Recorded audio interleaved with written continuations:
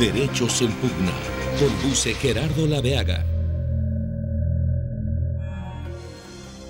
La imparcialidad de un juez debe ser un punto de partida en todo sistema judicial.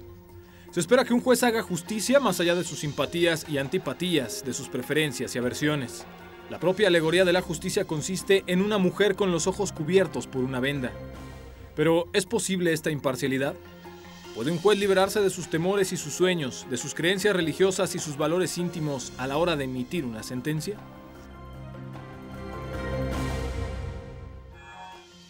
Buenas noches, bienvenidos a una nueva emisión de Derechos en Pugna, un programa de abogados para no abogados.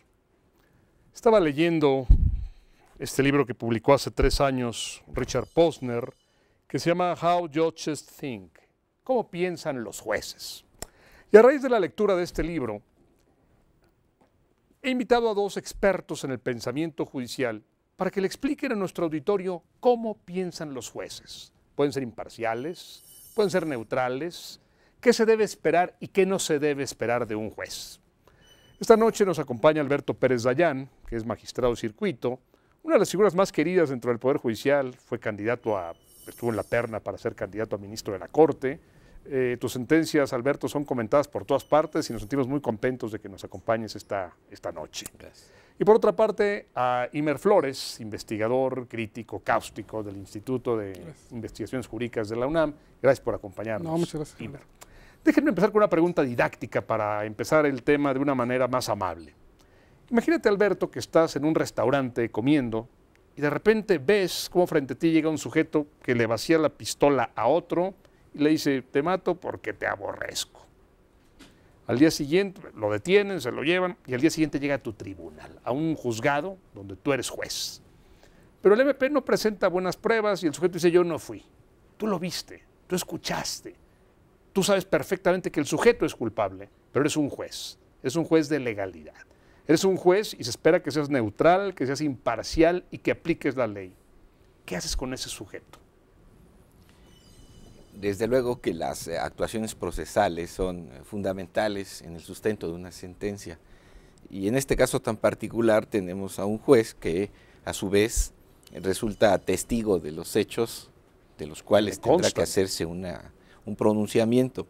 Su gran dificultad es que si él apoyara una sentencia con su propio testimonio, pues este no tendría ningún otro valor que lo que él mismo dijo y perdería esa neutralidad. Es un gran enigma lo que tiene al que se enfrenta en estas circunstancias.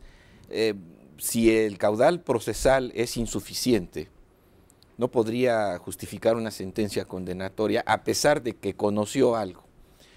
Si el caudal procesal le da la oportunidad de atar indicios sobre una base de verdad preconcebida porque él lo vio, creo que puede llegar a una sentencia en donde razonablemente demuestre por qué cada uno de esos elementos de prueba le llevan esa convicción. Desde luego no. Imer, ¿esta actitud del juez te parece correcta?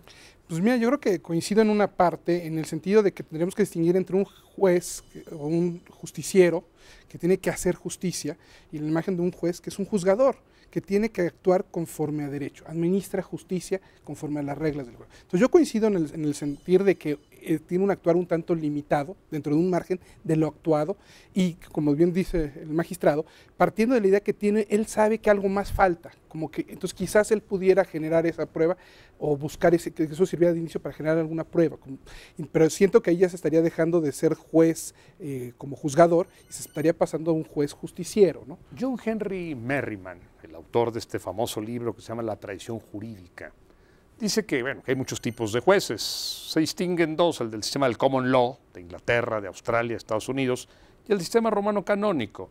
Dice, el primero es un héroe, porque toma decisiones, porque asume responsabilidades, porque para mejor proveer ordena diligencias. El otro, el juez del sistema romano canónico, pues es un burócrata judicial atento que tiene que estar checando que todo vaya en orden, que todo vaya bien. Si el fiscal presentó, si no presentó, si se presentó la copia, se anexó el sello. ¿Es justa esta visión de Merriman desde tu punto de vista? A mí me parece que ya la visión ha trascendido un poco las líneas del common law y del civil law. Me parece que ya no es tan cierto que los jueces anglosajones sean completamente esta imagen del héroe. Y creo que ellos también tienen esta tendencia de jueces muy formales, como nosotros, y que también nosotros ya tenemos tendencia de jueces un poco más garantistas, más progresistas, ¿no? Entonces yo creo que ya no es tan tajante, aunque la distinción es muy parecida a la que hacía yo entre el juez juzgador y el juez justiciero. Entonces yo ahí coincido en esa imagen, pero me parece que ya la hemos superado de alguna forma. Tenemos hoy que ser muy cuidadosos de que los jueces, su trabajo es su trabajo es decirnos el derecho, como decía Bacon, y no dar el derecho. Para eso tienes al legislador, entonces él tiene que actuar dentro del margen del derecho.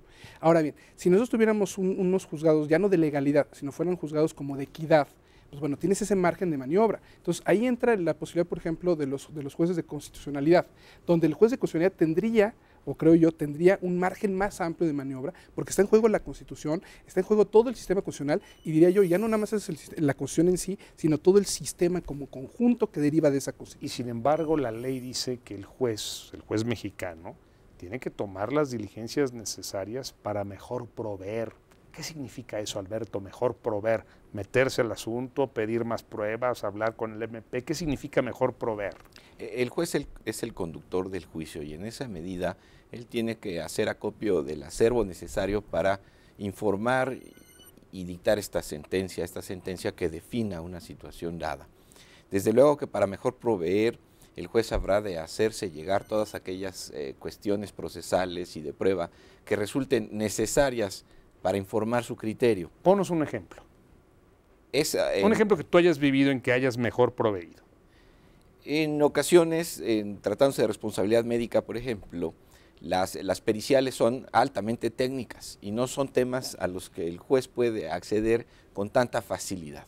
Y hay ocasiones en que puede proveer lo necesario para que algún otro organismo imparcial por naturaleza pueda explicar una serie de datos. El juez entonces, para poder comprender en esencia, en su cabalidad, lo que tiene frente a sí, es posible que se haga de alguna otra información, en tanto tampoco viole las reglas de la equidad procesal, ni supla alguna de las partes. En esa medida el juez, a efecto de normar criterio y poder tener una sentencia bastante más informada y más cuidada, puede entonces ordenar para mejor proveer el desahogo de alguna otra cosa que le resulte auxiliar de lo que ya tiene, pero desde luego no podrá implementar pruebas o rechazar alguna solo porque no le corresponde, no le convencen, etcétera. Mejor proveer supone hacerse de los medios necesarios para comprender más integralmente lo que ya tiene. Y esto exige imaginación y exige audacia del juez. Y hasta duda, porque la duda es importante y cuando algo no le ha convencido tendrá que hacer todo lo necesario para tener claridad, ya sea de culpabilidad, inocencia, de condenar o no condenar. Son todas estas herramientas que le lleven a dictar un pronunciamiento lo más apegado a la ley. Vamos a un corte y continuamos hablando de neutralidad y de imparcialidad de los jueces.